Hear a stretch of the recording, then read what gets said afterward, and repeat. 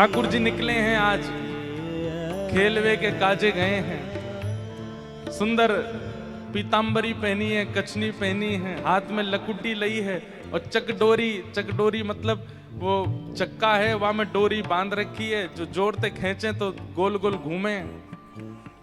और संग में अपने सब खेल खिलौना लेकर के ठाकुर जी आज ब्रज में खेलवे के काजे निकसे हैं।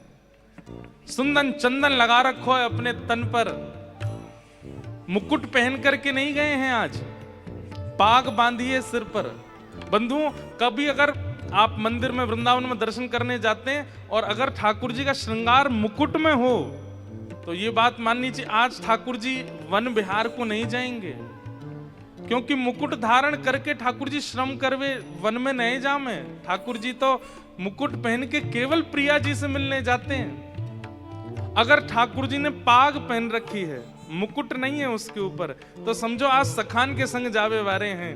लेकिन अगर मुकुट पहन रखो है तो समझो ये खेलवे नहीं जाएंगे, गैया चराने नहीं, आज ये श्री जी से मिलवे जा रहे हैं। एक एक स्वरूप, एक एक लीला ठाकुर जी की उनके श्रृंगार में प्रतिबिंबित होती है। तो अगर पाग में कभी दर्शन हो, केवल पगड़ी पहन रखी है, उस पर मोती बांध रखे हैं, सिरपेच लगा रखा है, तो समझो आज ठाकुर जी गैया चरावे जाएंगे, सखान के साथ खेलेंगे। लेकिन यदि मुकुट दिखाई दे जाए, ठाकुर जी ने मुकुट धारण किया है, तो बस समझ जाइयो, मनी मन मुस्कुराए जाइयो, बोले आज तो श्री जी से मिलवे जामेंगे। घर से निकसेंगे गैया ने लेके, यशोदा मैया दिखावे के काजे, थोड़ी दूर जाके श्रीदामा कहेंगे, ए श्रीदामा चल तू गैया ने चरा के मैं आ रहा हूं अभी, और वहीं बीच रास्ता थी चले जाएंगे श्री जी के पास। आप कहेंगे मुकुट पहन के क्यों जाते हैं श्री जी के पास? हमारे स्वामी श्री हरदास जी महाराज वर्णन करते हैं कि ठाकुर जी मुकुट पहन के श्री जी के पास इसलिए जाते हैं कि जब श्री जी चलती हैं तो ठाकुर जी अपना मुकुट टेढ़ होकर के चलें और सूर्य को प्रकाश कहीं श्री जी के चरणन में नहीं पड़े, तो मानो जैसे अपने मुकुट से छत्र करते हुए चलें श्री जी के चरणन में, या हमारे मुकुट पहन के श्री जी के पास जाएं। अरे एक एक श्रृंगार की भूमिका पता चल जाती है। अब आप लोग जामे दर्शन करें, केवल बिहारी जी ऐसे सज रहे हैं, ये माला पहनी है, मेरे बांके बिहारी लाल तू इतना ना करियो श्रृंगार, ये सब भावों में ही रह जाते हो आप। अरे जाओ, जाके श्रृंगार के दर्शन करके अनुभव करो, आज कौन सी लीला घटवे वाली है, आज ठाकुर जी कहा करवे वाले हैं। तो पाग और मुकुट, इन दोनों से यह समझ जाना चाहिए कि ठाकुर जी आज लीला में क्या करेंगे। खूब सारी माला यदि धारण कर रखी हो तो या को मतलब है आज ठाकुर जी श्री जी से मिलवे जा रहे हैं। नेक नेक माला धारण कर रखी, या को मतलब गैया चरावे जा रहे हैं। और श्वेत वर्ण के वस्त्र पहने हो, या फिर ऐसे कहो लाइट वर्ण के अगर वस्त्र पहने हो तो समझो आज सखान के पास जा रहे हैं। और अगर ठाकुर जी ने डार्क कपड़े पहन रखे हैं, थोड़े गहरे रंग के कपड़े, तो समझो श्री जी के पास जाएंगे। अरे एक एक स्वरूप, एक एक झांकी ठाकुर जी की प्रतिबिंबित करती है आज की लीला को। आज श्याम सुंदर नंद भवन से निकले हैं, दूर से तो किशोरी जी को खूब देखा है, लेकिन समीप से देखने की इच्छा बार बार प्रकट होती है। तो कभी वन में भ्रमण करते करते भी बरसाने की ओर देखते तो हैं कि कभी दिखेंगी समीप थे, कभी दिखेंगी पास थे। आज श्याम सुंदर निकले हैं। आहा, खेलत हरि निकसे ब्रज खोरी, खेलन हरि निकसे ब्रज खोरी, खेलत हरि निकसे ब्रज खोरी, खेलन हरि निकसे ब्रज खोरी।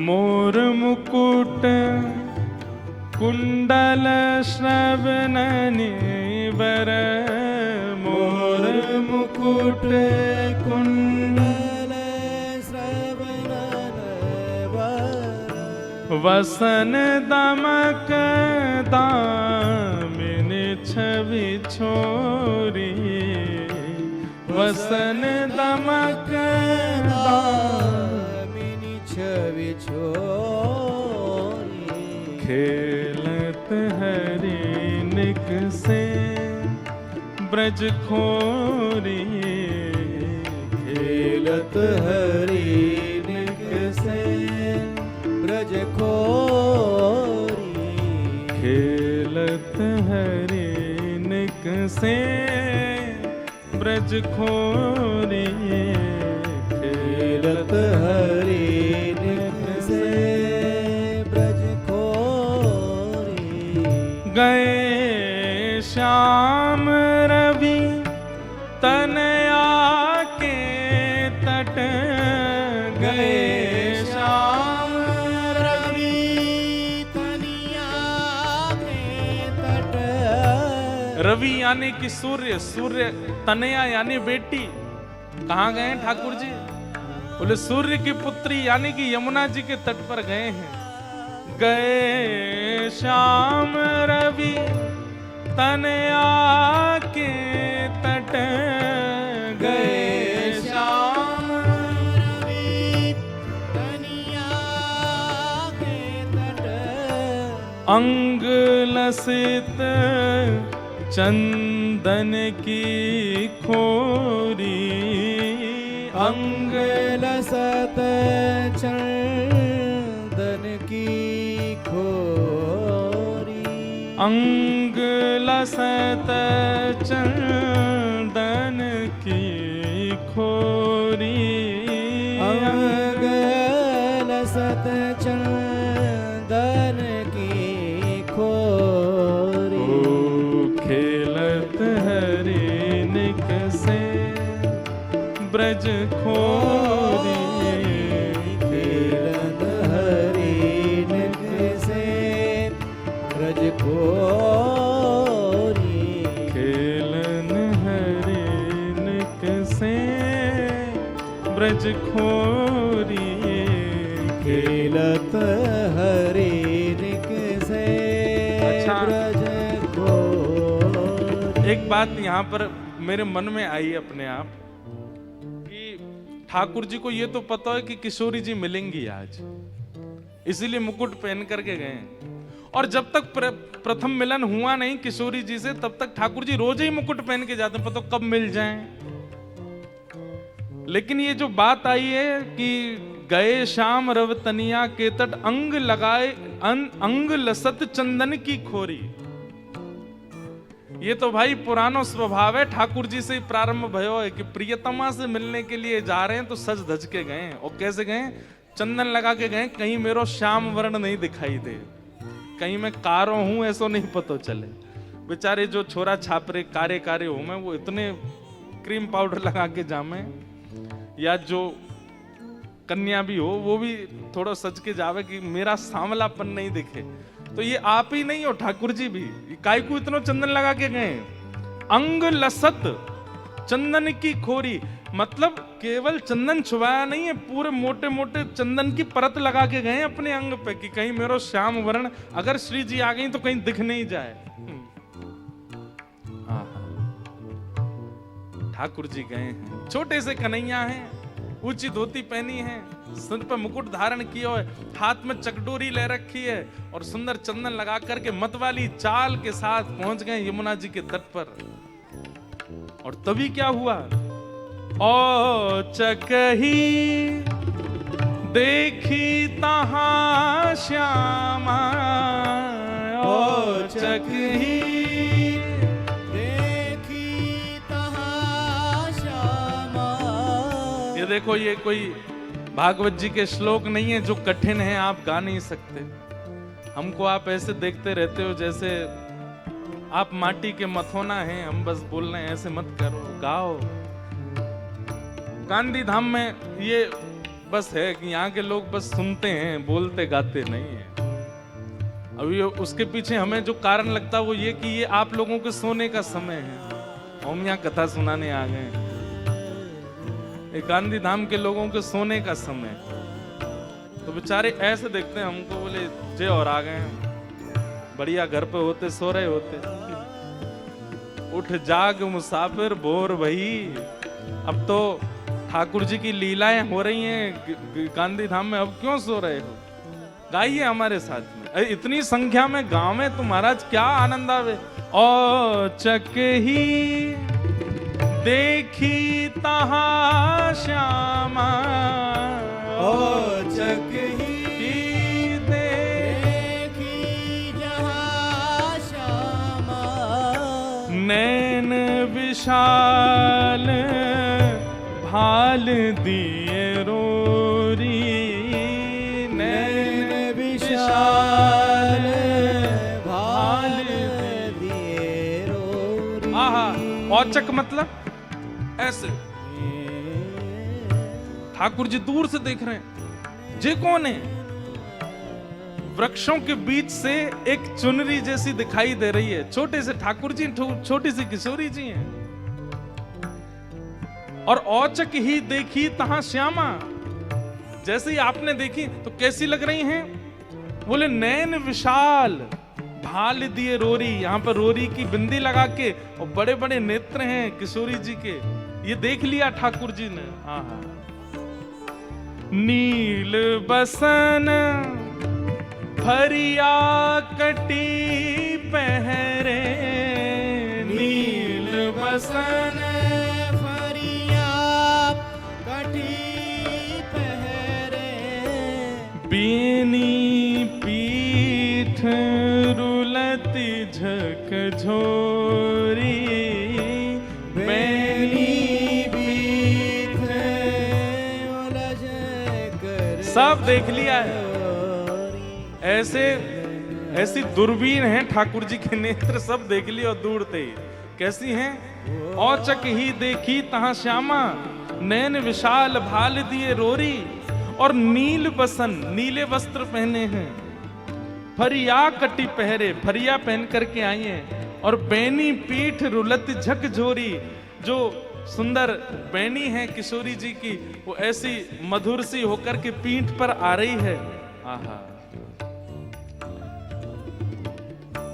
सूरदास देखत ही रीझे, सूरदास देखत ही रीझे, सूरदास देखत ही रीझे, सूरदास देखत ही रीझे, सूरदास देखत ही रीझे, सूरदास देखत ही रीझे, नैन नैन मिली परी ठगोरी, नैन नैन मिली परी ठगोरी, नैन से नैन मिली पग ढोरी, नैन से नैन मिली परी ठगोरी, खेलत हरिनिक से ब्रज खोरी, खेलत हरिनिक से ब्रज खोरी, खेलत हरिनिक से ब्रज खोरी, खेलत हरिनिक से ब्रज खोरी, खेलत हरिनिक से। आहा, प्रथम दर्शन भये हैं।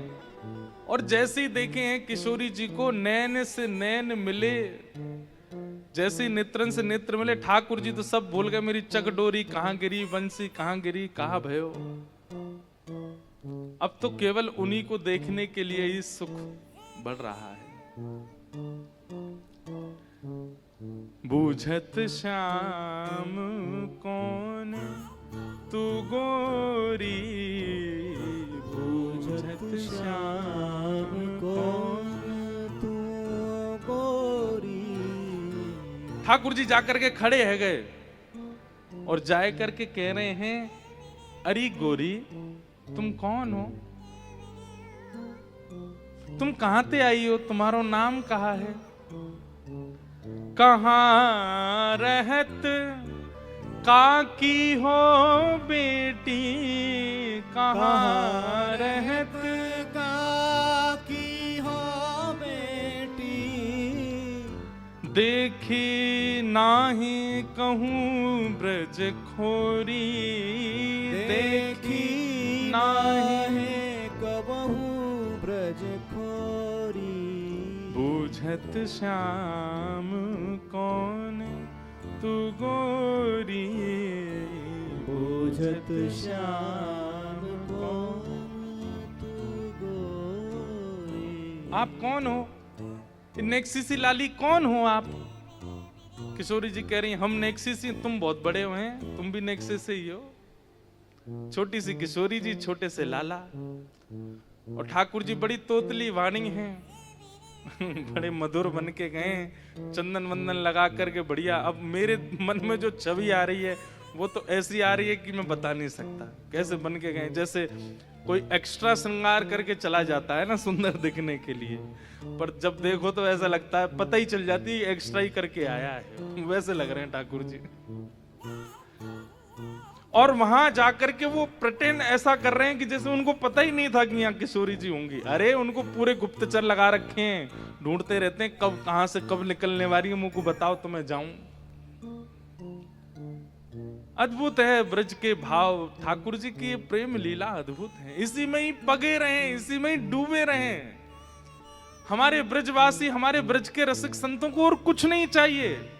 ज्ञान वैराग्य धाम सब धरे रहो कोने में, हमको तो बस प्रिया प्रियतम विहार करें, हमको अनुभव होता है बस, और कुछ नहीं चाहिए हमको। तुम्हारा नाम कहा है, कौन की लाली हो तुम, पहले तो मैंने तुम्हें कभी देखो ना, यहाँ पे कहां से आई हो, ने अपने बारे में बताओ। किशोरी जी देख रही हैं ठाकुर जी को। आहा, अब किशोरी जी क्या कह रही हैं, काहे को हम ब्रज तन आवत, काहे को हम ब्रज तन आवत, खेलत रही आपनी पौरी, खेलत रही आपनी पौरी। किशोरी जी अपना परिचय नहीं दे रही हैं, और परिचय ना दे करके केवल इतना कह रही हैं, हम यहाँ कायकू आवेंगी, हमारो आवे को यहाँ कोई ऐसा कारण नहीं है। हमारे भानु बाबा की पौरी बहुत बड़ी है, पौरी मतलब हमारो जो आंगन है, हमारो जो महल है वो खूब बड़ो है। सब लोग इधर देखो, ध्यान से सुनो, हम तो वहीं खेलती रहती हैं, हमें यहाँ आवे की जरूरत नहीं है।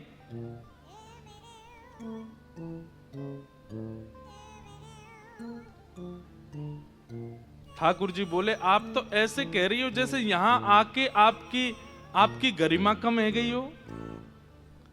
अरे भैया पता है कि तुम्हारे बाबा को बहुत बड़ा महल है, बहुत बड़ा सब आंगन है, सब चीज ठीक है, तो आपने परिचय दियो नहीं, नाम बताया नहीं, सीधे कह रही हो कि हम यहाँ क्यों आएंगी, हमारे तो बाबा कोई महल है तो। अरे तो बड़ो तुम वहीं रहो, यहाँ आका ही को गई हो। और वैसे यहाँ आवे में दिक्कत का है, कायकू ना आओ आप यहाँ पे खेलवे, पहले तो मैंने आपको देखो नहीं। किशोरी जी कह रही, कहा बताऊं, मैंने एक छोरा के बारे में सुनी है यहाँ पे। बोले कौन सा छोरा बोले सुनत रहत श्रवणन नंद धोटा, सुनत रहत। ये बिल्कुल हमारी कोर ब्रज भाषा के शब्द हैं। बोले मैंने एक छोरा के बारे में सुनो। ठाकुर जी बोले कौन सा छोरा? बोले नंद जी को ढोंटा, ढोंटा माने छोरा, नंद जी को लाला। वाक्य बारे में मैंने बहुत सुनो है। ठाकुर जी ने एक अदा में अच्छा कहा, सुनो वाक्य बारे में। बोले करत फिरत माखन की चोरी, करत फिरत माखन की चोरी। बोले हम तो वही के डर के मारे नाम है। अब भैया बड़े कुल खानदान की छोरी हैं, ऐसे महंगे महंगे आभूषण हैं, ऐसे महंगे महंगे कड़ूला हैं, चलो ठीक है माखन की चोरी करे, लेकिन चोर को तो नियत बिगड़ जाए ना, पहले छोटी चोरी करे फिर बड़ी करे फिर बड़ी करे। अब कहीं वो नंद को छोरा आ गए और माने कहीं मेरे हाथ के कड़ूला और कान के कुंडल चुरा लिए तो, या हमारे वाह के डर के मारे हम ना आमे यहाँ पे, हम तो अपने बाबा के खिरक में ही वहीं खोरी में ही खिलती रहे। ठाकुर जी बोले वैसे तो बात ऐसी है, बदनाम कर दियो बेचारो नंद जी को छोरा। अच्छा तुम जानो भाई? ठाकुर जी कह रहे हैं हम वह जानू, मेरो जान। अरे तो फिर तुम भाई बुलाए दोगे यहाँ पे, मैं जा रही हूँ। ठाकुर जी कह रहे तुम काहे को जा रही हो, यहीं बैठी रहो ना। तुम रो कहा चोरी हम कीन हो, तुम रो कहा चोर हम लीन हो। तुम्हारी कछु चोरी करी मैंने? बोले ना अभी तक तो सब ठीक है। बोले तो फिर आगे भी ठीक रहेगा, काय को ऐसे पर मतलब ठाकुर जी नहीं कह रहे नंद जी को लाला मैं ही हूं, बताया नहीं है अभी तक। बोले तुम्हारा कुछ चुराया मैंने? बोलना बातें डरो तो डरती रहो, मेरे संग तो खेल लो, खेलन चलो संग मेल जोड़ी, खेलन चलो संग मेल जोड़ी। अरे वाह नंद के लाला मैं तुम्हारी रक्षा कर लूंगा, तुम मेरे संग चल दो। किशोरी जी बोली सच में तुम रक्षा करोगे मेरी? बोले हाँ करूंगा। किशोरी जी चल गई। आहा सूरदास जी कह रहे हैं बोले ऐसी चिकनी चुपड़ी बात करी है कि किशोरी जी वही में भेल गई हैं। सूरदास प्रभु रसिक शिरोमणि, सूरदास प्रभु रसिक शिरोमणि। बातन भुरई राधिका गोरी, बातन भुरई राधिका। बोली भारी हमारी किशोरी जी को अपनी बातन में फंसा लियो। चलो और रास्ता में चलते चलते कह रहे हैं वैसे नंद जी को लाला इतना बुरा ना है। किशोरी जी कह रही अच्छा कैसो है? वो बड़ा सुंदर है वो। बोले अच्छा तुम तो ज्यादा सुंदर है ना, मुंह तो ज्यादा तो ना है, खैर मेरे जैसो ही है। अच्छा ये सब बात कर रहे हैं। किशोरी जी कह रही है कहाँ खेलेंगे, कहाँ जाएंगे? बोले देखो खेल तो तुमने बहुत खेले होंगे, आज मैं तुम्हें कहीं और ले चलूं। बोले कहाँ ले चलोगे? बोले यहीं पास में एक आम को बगीचा है, ये प्रथम मिलन है किशोरी जी और ठाकुर जी को। अच्छा सब सखियां जो अष्ट सखियां है ना, ये कहीं कहीं किशोरी जी के प्रसादी के लिए कुछ फल वल लेने चली गई हैं, तो इसलिए ठाकुर जी एकांत में ले गए किशोरी जी को। और किशोरी से कह रहे हैं हे श्यामा जी यहाँ पास में एक बगीचा है, वहां आम के पेड़ बहुत लगे हैं, आप कहो तो मेरे पिताजी को ही बगीचा है, वहां चल के बढ़िया प्रेम से आम खाएंगे। अच्छा बात सुनो, ये आम का बगीचा किसी और का था, और ये श्री मधुमंगल श्री दामा आदि सबरे सखान की नजर ही आमन पे बहुत दिनान थे। उनने जाए करके ठाकुर जी ते कही वो लाला आम खावे को बड़ो मन है, पर ये आम के बगीचा को जो मालिक है बहुत क्रूर है, मार है, पीछे भगे। हम तो तब जानेंगे तू भीतर ते आम लेके आ जा। तो ठाकुर जी बोले एक पंथ दो काज, श्री जी के संग खेलनो भी है जाओ, आम भी तोड़ लाऊंगा। और नेक इनको ये बड़ी चोर चोर कह रही है हमको, नेक इनको भी मजो चकाए दूंगा, अपना स्वभाव कैसे छोड़ूं। तो श्री जी को लेकर के बोले ये हमारे पिताजी को आम को बगीचा, यहाँ में चलो भीतर प्रेम से आम पामेंगे। श्री जी बोली ठीक है। बोली भाली श्री जी बेचारी चली गई भीतर। एक आम के वृक्ष के नीचे पक्के भय आम लगे हैं सब, बस टूट हुए ही बारे हैं। किशोरी जी बोली चढ़ जाओ ऊपर, ले लो आम तोड़ लो ऊपर ते। ठाकुर जी बोले मुंह पे चढ़नो ना आवे, तुम चढ़ जाओ, मुंह पे ऊपर चढ़नो ना आवे।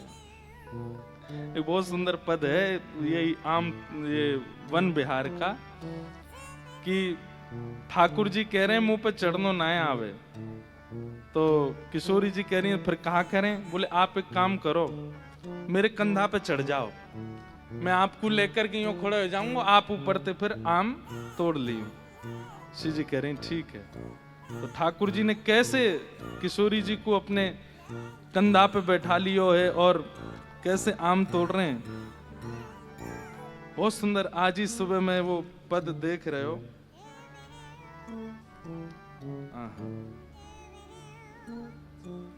और जब पद मिल जावे तब तो मैं बना ना पाऊं वापस, बाद में याद आवे कि यहाँ बोल दें। थोड़ी देर रुकी हूं, अभी ढूंढूं।